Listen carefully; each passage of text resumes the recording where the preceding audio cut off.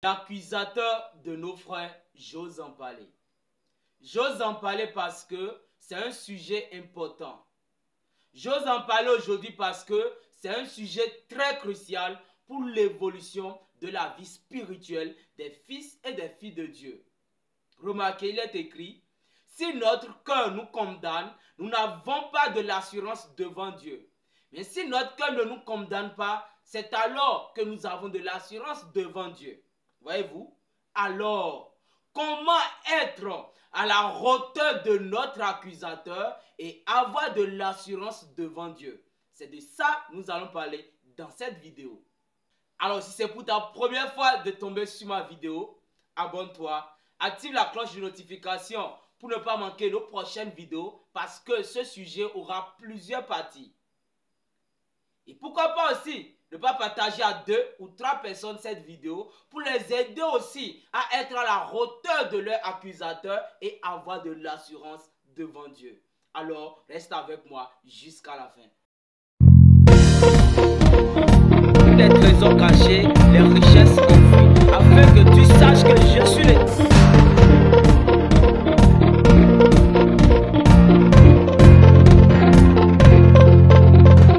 Alors, avant d'avancer, j'aimerais prendre dans Zacharie 3, verset 1 à 4 à 5.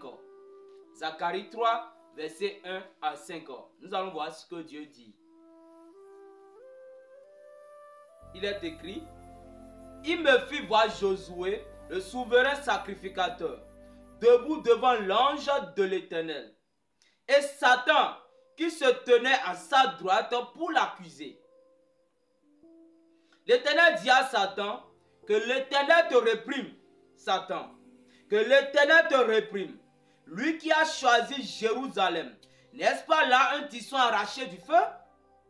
Or, Josué était couvert de vêtements sales et il se tenait debout devant l'ange. L'ange, prenant la parole, dit à ceux qui étaient devant lui, ôtez-lui les vêtements sales. Puis il a dit à Josué, vois, je t'enlève ton iniquité et je te revêt d'habits de fête. Je dis qu'on mette sur sa tête un turban pur.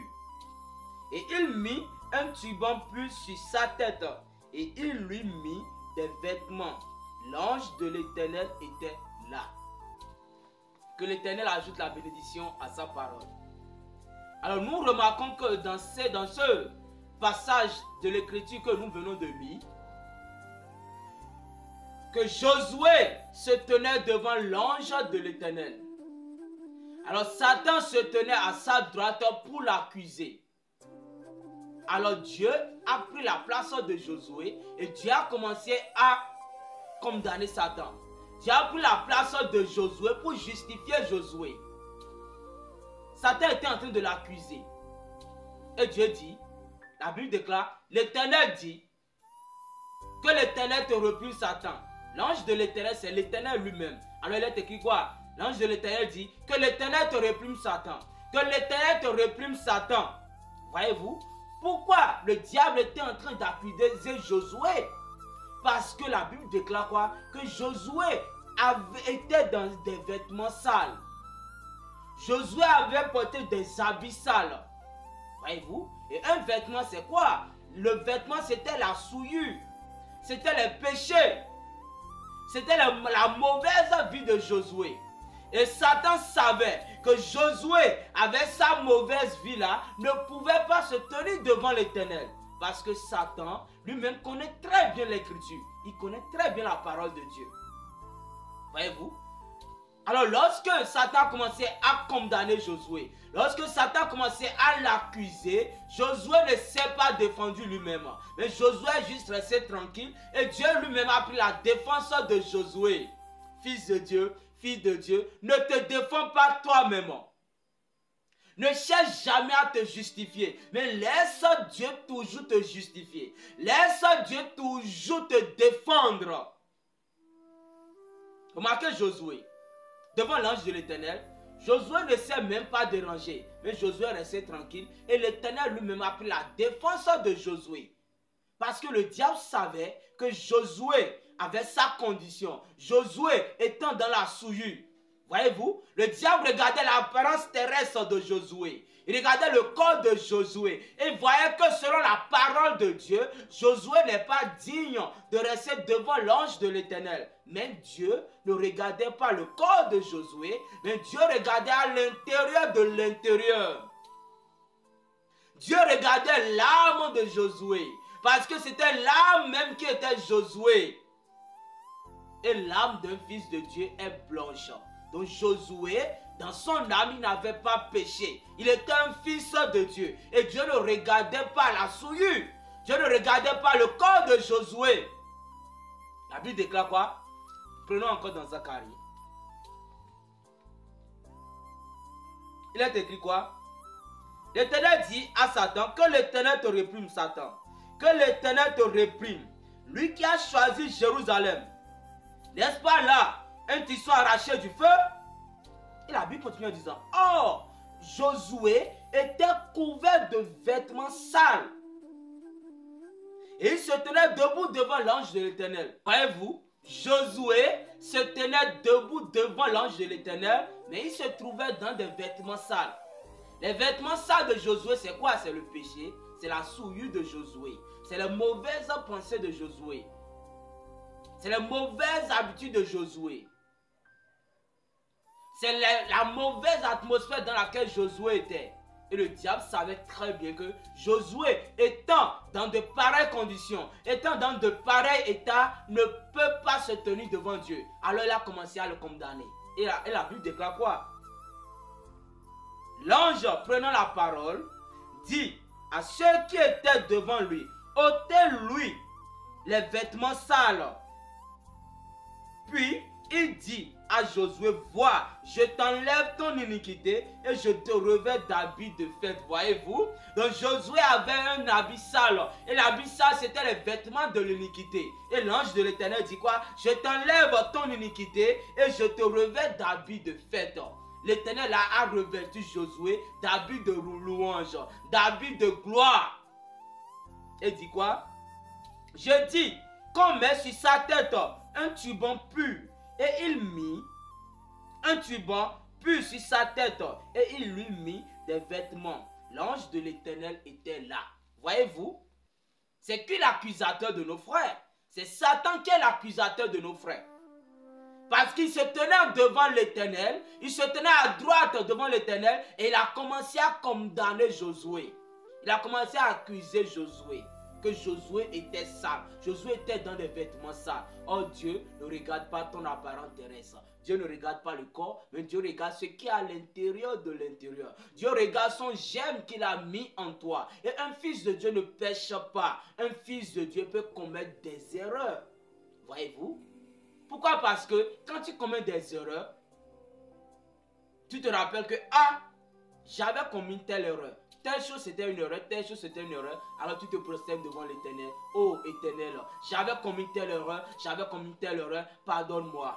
Et l'Éternel te pardonne et tu continues ton chemin. Voyez-vous? Prenons le cas de Job pour voir. Job était un homme intègre. Job était un homme fidèle. Job était un homme juste. Job était un homme selon le cœur de Dieu. Mais Satan avait toujours trouvé quelque chose à dire sur la condition de Job. Dieu dit à Satan, j'ai un homme sur la terre. Voici mon serviteur Job. Qu'importe ce qui se passe, Job ne peut pas me renier. Alors Satan dit, laisse-moi simplement le toucher. Tu verras qu'il va te renier. Et Dieu dit, vas-y le toucher. Et Job a perdu quoi? Job a perdu ce qui était près de son cœur. Et qu'est-ce qui était près du cœur de Job? C'était ses enfants. Job a perdu ses enfants. Job a perdu aussi tous les biens qu'il avait. Remarquez, peut-être un papa, un père de 40 ou au-delà de 50 ans. Remarquez tout ce qu'il a déjà réalisé dans sa vie.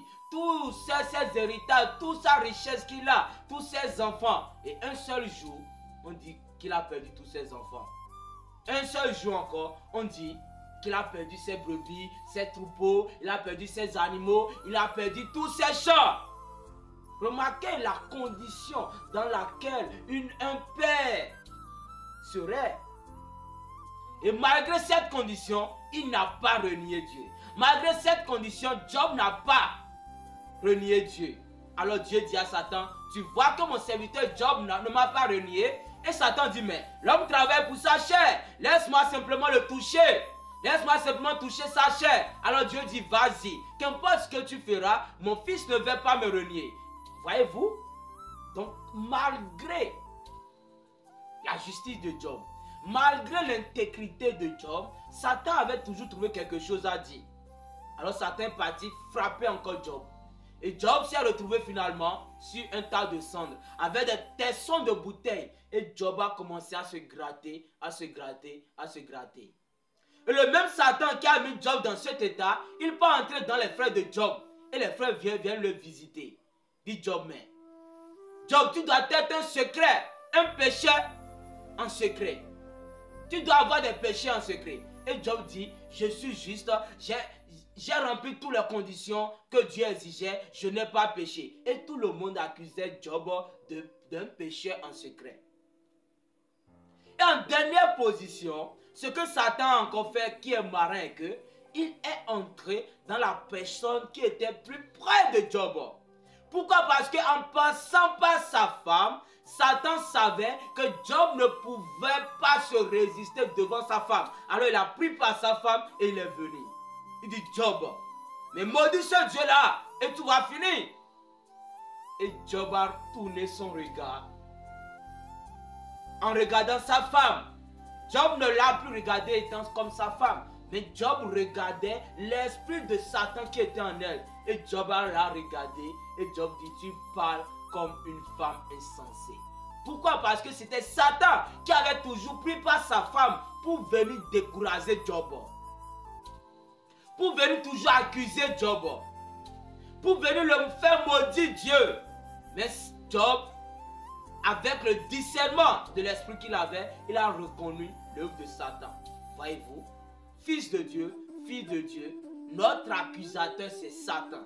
Satan est l'accusateur de nos frères. C'est Satan qui a toujours condamné nos frères et sœurs. C'est Satan qui condamne. Il viendra te dire que tu n'es pas à la hauteur. Il viendra te dire que tu es faible. Il viendra avec des raisonnements, te communiquer la peur, te communiquer les doutes.